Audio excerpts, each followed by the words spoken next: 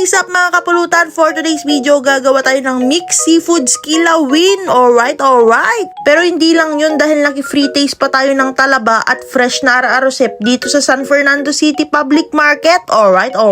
Una sa lahat, first of all, nagpunta tayo dito sa San Fernando City, La Union Public Market para maghanap ng fresh na seafoods. At sakto, kakasukil lang ng suki ko itong mga fresh na talaba. Para hindi na ako mahirapan magsukil, bumili na lang ako ng 1/4 nito. Alright.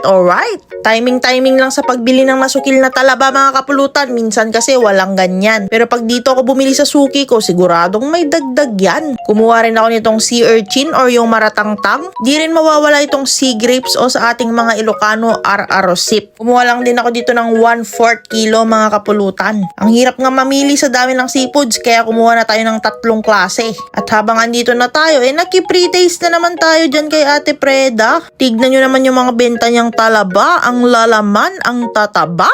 Napaka-quality, siguradong manamis-namis to dahil fresh na fresh. Kaya tara, tikman na natin mga kapulutan. Sheesh! Solid! Napaka-perfect pulutan at ulam. Pinatikim din ni Ate Preda yung kanyang ar-arosip po. Binugwan muna niya. Baka sabihin nyo na naman, kakainin ko nang di nabugwan. Bagong-bago pa, kita nyo naman sa kulay niya. Napaka-green at hindi na laylay. Napaka-fresh, salty, nagbe-burst yung flavor sa mouth ko. Alright na naman tayo dito mga kapulutan. Pagkatapos ko ang naki-free taste, umuwi na ako para gumawa ng aking pulutan. Pagsasama-samahin natin yung mga binili ko mga kapulutan. Pero konti lang yung ilalagay natin na ar-arosip mga kapulutan kasi pag matagal na nababad sa suka, puputok na yung mga bilog-bilog niya. Kaya dapat pag gagawa kayo nito, kakainin agad. Alright. Pagsasamahin lang natin tong mga binili natin na ar-arosip, sea urchins, and oysters. Hinugasan pala muna natin yan mga kapulutan para siguradong malinis. Sa timpla niya mga kapulutan, wala tayong gagamiting iba kundi Uncle Tom's Sukang Ilocos na gasang spice turmeric vinegar. Dahil andyan na lahat mga kapulutan, may garlic, turmeric, pepper, at sili. Kaya siguradong napaka-quality. Tignan nyo naman yan, itsura pa lang, nakakatakam na, diba?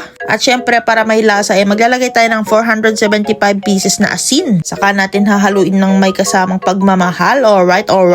Your favorite seafoods in one plate. Personally mga kapulutan, yung pinaka-paborito ko talaga dito is yung talaba. Bata pa lang ako, yan na talaga yung hinahanap ng bunganga ko. Paano ba naman napaka-creamy, nagme-melt na lang sa mouth mo yung flavors mga kapulutan. Di ko ma-explain pero sa mga talaba lovers dyan, alam kong you feel me. Alright.